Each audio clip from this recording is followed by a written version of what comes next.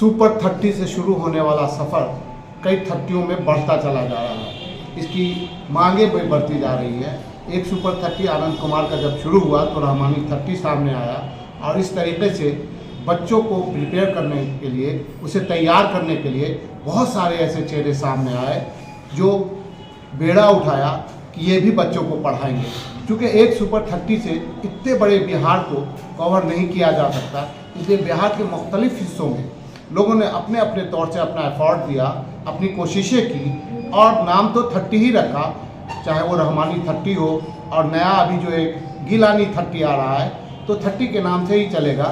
लेकिन इसमें एक अच्छी चीज़ ये है कि आनंद कुमार से इंस्पायर्ड होकर लोग आगे आ रहे हैं और जो बिहार में जो टैलेंट है, यहाँ के बच्चों में जो क्वालिटी है, उसको बाहर निकालने की पूरी कोशिश कर रहे हैं। तो इसी में एक गिलानी 30 भी अभी सामने आने वाला है और बहुत जल्द आने वाला है और उसके लिए कोशिशें की जा रही हैं। इसी सिलसिले में हमारे बगल में गिलानी 30 को शुरू करने वाले जो उसके सरपरस्त कर लीजिए, उनके संरक्षक कर लीजिए या फाउंडर कर लीजिए, बैठे हुए हैं गिलानी साहब। हम इनसे बात करते हैं इनके जहन में फिर क्यों आया कि वो भी गिलानी 30 खोले। सर, सबसे पहले दैनिक भारत में आपका स्वागत है। Thank you. सर, जहन में कैसे आ गया 30 आप गिलानी 30? असल में देखिए, हम लोग की आबादी जो है वो तकरीबन 15% है, लेकिन डिफरेंट कोर्सेज में जो हम लोग का पार्टिसिपेशन है वो आज भी जो है 6-7% से ज़्यादा इम्प्रूव नहीं किया। और ये किसी एक आदमी या एक इदारे के बस की बात नहीं है, सब लोग को ये कोशिश करनी चाहिए। तो इसमें हम लोग भी कोशिश में है कि उसको इम्प्रूव किया जाए और कोशिश किया जाए कि सब जगह हम लोग के बच्चे कम से कम 15% तो पार्टिसिपेशन उनका होना चाहिए। सर, जिस तरीके से सरकारी इंस्टीट्यूशंस में जो पढ़ाइयाँ हो रही हैं और जो कंपटीशन बहुत सख्त से सख्त होता जा रहा है, क्योंकि आबादी बढ़ी, पढ़ने वाले बच्चे बढ़े, उसी हिसाब से कंपटीशन को भी बहुत सख्त किया जा रहा है। और ये एक बहुत बड़ा चैलेंज होता है कि बच्चों को टॉप पे लेके आना। एक ऑनलाइन ने चलो भैया निकाल लिया, लेकिन उसको उस जगह पर लेके आना, इसमें मेहनत चाहिए। तो किस तरह की मेहनत, किस तरह का एफर्ट आप देने जा रहे हैं ताकि सुपर 30 के पैरेलल में या रहमानी 30 के पैरेलल में गिलानी 30 भी अपने आप को लेकर आए? देखिए, ये एक रेजिडेंशियल प्रोग्राम है जहाँ हम लोग बच्चे को ले जाएंगे और अपने पास रखेंगे और वहाँ जो है वो एक 14-15 घंटे की पढ़ाई का एक प्रोग्राम है, मुसलसल प्रोग्राम है, जिसमें जाहिर सी बात है जब एक बच्चा अपने डिस्ट्रैक्शन से अलग होकर के, जहाँ वो बच्चों को मोबाइल नहीं दिया जाएगा, बच्चों को फ्री टाइम में नहीं छोड़ा जाएगा, बच्चे बाहर नहीं जाया करेंगे, तो एक टेलर मेड स्टडी प्रोग्राम है जिसमें 14-15 घंटा बच्चों को पढ़ना पड़ता है। तो उसके बाद रिजल्ट आ जाता है। और देखिए, जब ये है कि भाई टॉप क्लास के बच्चे, मेरिटोरियस बच्चे, तो जाहिर सी बात है अगर हम टॉप कॉलेज पर नज़र रख रहे हैं तो उनके लिए टॉप बच्चे भी चाहिए होते हैं। तो उसकी तैयारी हम लोग कराते हैं इंशाल्लाह और 2 साल में बच्चों को हम लोग इस लायक बना देंगे कि अच्छे इदारों में, अच्छे कॉलेज में कम्पीट करें।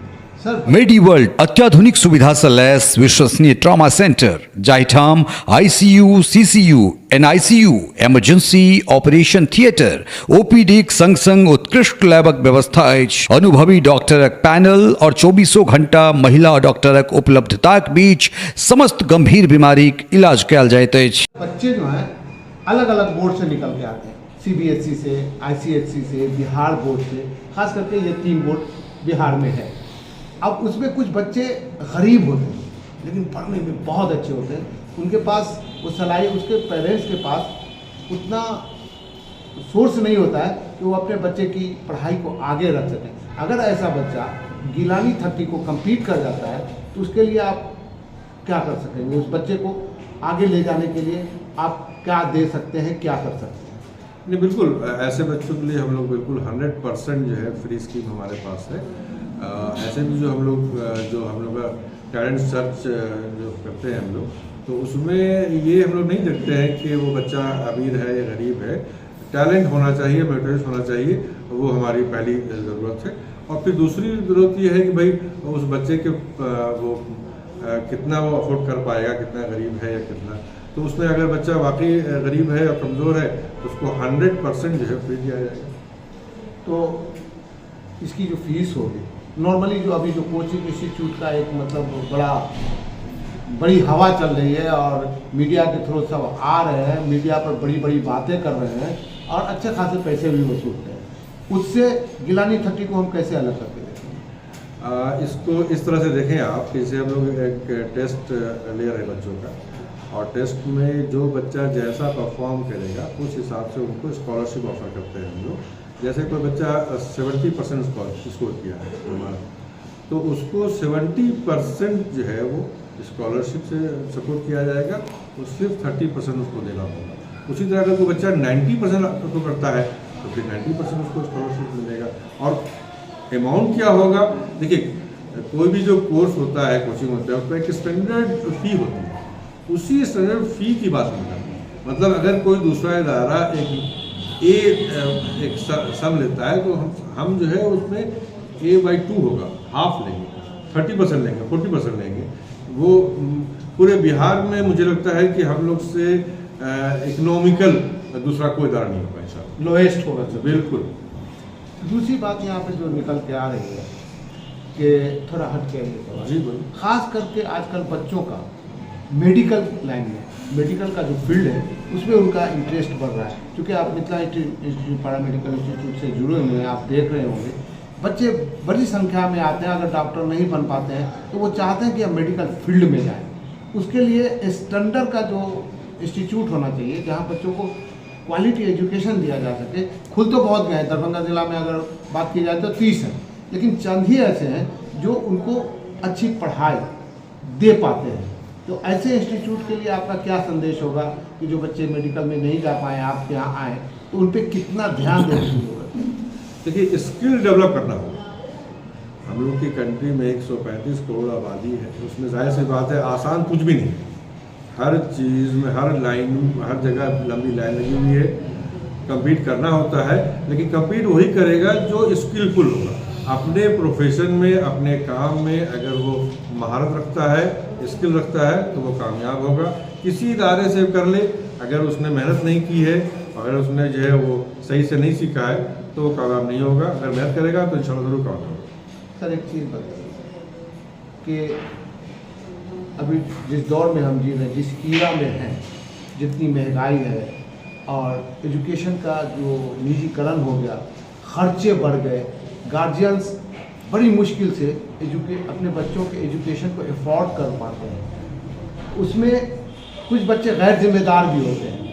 तो हमारे माध्यम से ऐसे बच्चों को आप क्या संदेश देना चाहेंगे कि वो किस तरह से तैयारी करें, फाइनेंशियली भी देख करके और अपनी सलाहियत को भी देख करके अपने को ऊपर लेके आए? ऐसा क्या संदेश आप ऐसे बच्चों को देना चाहेंगे? देखिए, मेहनत का कोई अल्टरनेटिव है नहीं। पढ़ना तो पड़ेगा, मेहनत से पढ़ना पड़ेगा, तैयारी करनी पड़ेगी। लेकिन साथ में ये भी ध्यान में रखें कि अर्ली स्टार्ट हमेशा जो है एडवांटेज देता है। अर्ली स्टार्ट करें, पहले डिसाइड करें कि मुझे क्या करना है, कौन सा प्रोफेशन चूज़ करना है। और एक बार अगर मिजाज बन जाए, माइंड बन जाए कि मुझे ये करना है, तो उसमें फिर वो अर्ली स्टार्ट करें। मुझे लगता है कि 7-8 स्टैंडर्ड से ही उस पर ध्यान देना चाहिए, उसको जहन में रख के तैयारी करनी चाहिए, तो रिजल्ट आ जाएगा इंशाल्लाह। सर आपने बड़ी अच्छी बात कही, क्योंकि मैं भी बिहार से ही पढ़ा हुआ हूँ और मैंने देखा मेरे बहुत सारे साथी डॉक्टर हैं, इंजीनियर हैं, चार्टर्ड अकाउंटेंट हैं। हमने भी जो पढ़ा तो मेरा कोई एम ही नहीं था, बस एक ही एम था कि पढ़ना है और पढ़ते चले गए। कैरियर के बारे में उस ज़माने में लोग नहीं, और आज भी बिहार के बच्चे कैरियर के बारे में उतना ज़्यादा सेंसिटिव नहीं है, नहीं सोच पाते कि उनको करना क्या है। कुछ बच्चे तो इसलिए पढ़ लेते हैं कि चलो इस पर हमको तिलक मिल जाएगा, तो डिग्री मिल जाएगी, जहाँ से डिग्री मिले, और वो पढ़ते चले जाते हैं। कैरियर के बारे में बहुत कम बच्चे सोचते हैं। तो ये जो एक बीमारी है बिहार में, इस बीमारी को निकालने की कोई दवा आपके पास होगी जो हमारे दर्शक को बताए कि वो अपनी इस बीमारी को निकाल सके? इसमें जो बच्चे के गार्जियन हैं या उनके जो घर पे जो लोग पढ़े लिखे लोग हैं, उन लोग को चाहिए कि बच्चों की एक रेगुलर काउंसलिंग करें, बच्चों को बताएं जो हकीकत है। बच्चे घर में होते हैं, मतलब शुरू से ही शुरू से बताना होगा, समझाना होगा क्या क्या बच्चों के सामने ऑप्शन है, उनको देना होगा। जब से प्राइवेटाइज हुआ है एजुकेशन, तो एक्सपेंसिव तो हो ही गया है। तो हर आदमी का अपना अपना पॉकेट साइज़ है, उस पॉकेट के साइज़ के हिसाब से भी और बच्चे के मेरिट के हिसाब से भी एक मिलजुल करके फ़ैसला लें घर के लोग, और उस फैमिली के जो लोग पढ़े लिखे लोग हैं फ़ैसला लें और बच्चों को बताएं कि आपके लिए ये बेस्ट होगा, उनके इंटरेस्ट को भी ध्यान दें, और लेकिन अर्ली स्टार्ट करें तो इंशाल्लाह अचीव कर पाएँ। तो आपका हमसे बात करने के लिए बहुत बहुत शुक्रिया। और ये थे गिलानी साहब, जो पैरामेडिकल का भी इंस्टीट्यूट चलाते हैं, डायरेक्टर हैं, Mithila institute of paramedical science Darbhanga में है, और अभी गिलानी 30 के नाम से शुरुआत होने वाली है। इनकी कोशिशें जारी हैं। तो दैनिक भारत कामना करता है कि ये अपने उद्देश्यों में, अपने मकसद में कामयाब हों और बिहार के जो छिपे हुए टैलेंट हैं अपने माध्यम से उसको बाहर लेके आए, ताकि बिहार के बच्चे देश में नहीं दुनिया में जाकर अपना नाम रोशन कर सकें। धन्यवाद सर। Thank you.